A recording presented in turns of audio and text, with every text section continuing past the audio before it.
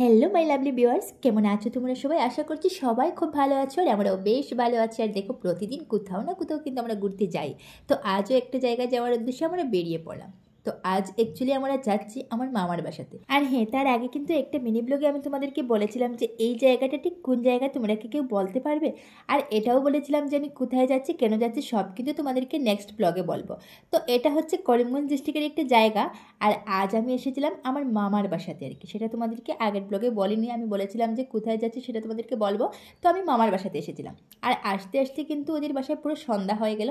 এসে দেখলাম সন্ধ্যাবাতি হয়ে গেছে আর ওরা মামা মামি ওরা দুজন মিলে সন্ধ্যা উপাসনা করছেন আর কি।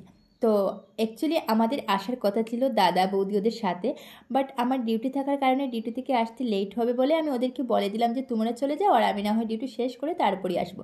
তো আমি এবং আমার হাজব্যান্ড ডিউটি শেষ করে তারপরই আমরা বেরিয়েছি। আর দাদা বৌদি ওরা একটু তাড়াতাড়ি ঘর থেকে বেরিয়ে গেছে।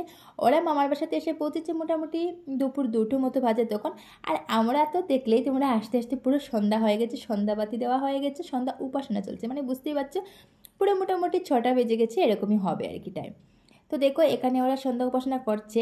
আর আমার দাদা বৌদি ওরা যে এসেছিল আর সাথে মামাতো ভাই মামাতো বোন ওরা মিলে একটা মন্দিরে ঘুরতে গেছে।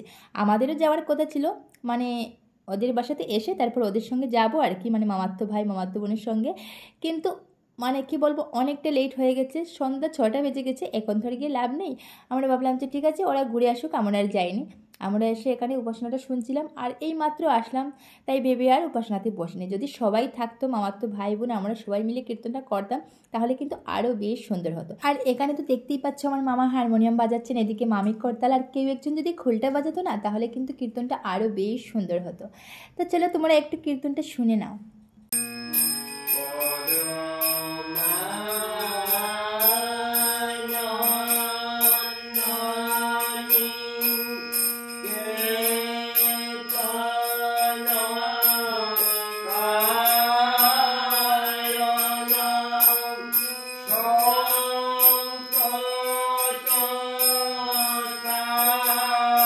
তো বন্ধুরা, সন্ধ্যা উপাসনাটা আমি আর পুরোটা ভিডিও করলাম না, সবশেষে কিছু সময় হরিম কীর্তন করা হয়েছিল।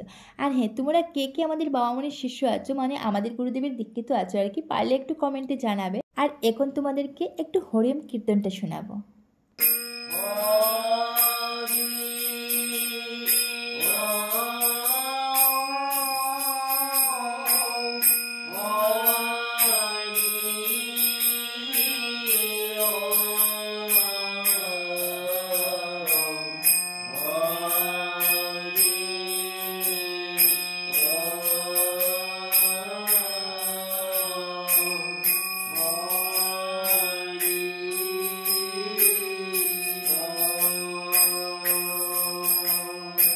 তো বন্ধুরা, হরিম কীর্তনটা শুনে তোমাদের কেমন লাগলো পারলে অবশ্যই কমেন্টে জানিও। আর জানো তো, এই হরিম কীর্তন শোনার পরে আমার কিন্তু মনটা একদম ভরে যায়, মনে হয় যেন আরও কিছুক্ষণ বসে শুনি। তো যাই হোক, হরিম কীর্তন শেষ করে তারপর আমরা সন্ধ্যার চাটা খেয়ে নিলাম।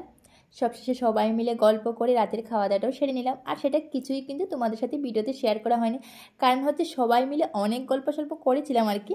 তখন ভিডিও করবো কোথায়, মানে সেটা সব কিছুই ভুলে গেছি, মোবাইল ধরারও সময়টুকু পাইনি। আর এদিকে তার পরের দিন সকালবেলা খুব সকাল সকাল ঘুম থেকে উঠেছিলাম, কারণ হচ্ছে তাড়াতাড়ি আমাদেরকে বেরোতে হবে। আমি গিয়ে এদিকে ডিউটি দেবো, আমার হাজব্যান্ডও এদিকে, দাদা বৌদি ওদেরও কাজ আছে, ওরাও কিন্তু তাড়াতাড়ি ঘরে যেতে হবে। খুব তাড়াতাড়ি ঘুম থেকে উঠে এদিকে সকাল 7টার ভিতরে আমাদের কিন্তু খাওয়া দাওয়া শেষ। আর ওই যে তোমাদেরকে বললাম আমরা যাবো গিয়ে ডিউটি ধরবো, আর দাদা বৌদি ওরা কিছুক্ষণ পরেই যাবে, কারণ হচ্ছে ওরা যাবে গাড়িতে আর আমরা যাব বাইকে করে। তো আমরা তো পুরো রেডি হয়ে গেছি, আর এবার বৌদি রানীকে রেডি করছেন, করে বৌদি রেডি হয়ে তারপর ওরা খাওয়া দাওয়া করে বেরিয়ে যাবে আর আমরা কিন্তু এখনই বেরিয়ে পড়বো। আর এই যে দেখো, আমরা যখন খেতে বসেছিলাম তখন সকাল 7টা বাজে, গরম গরম ভাত, তার সাথে ডাল, তার সাথে আলু ভাজি, তার সাথে বেগুন ভাজি দিয়ে আমরা কিন্তু পেট ভরে খেয়েছিলাম।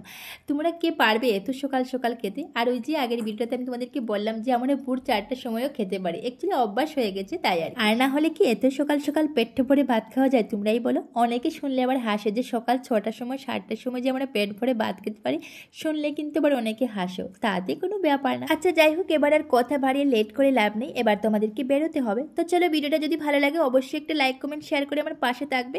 আর ফিরছি খুব তাড়াতাড়ি আর একটা সুন্দর ব্লগের সাথে, ততক্ষণে তোমরা সবাই খুব ভালো থাকো, সুস্থ থাকো, টাটা।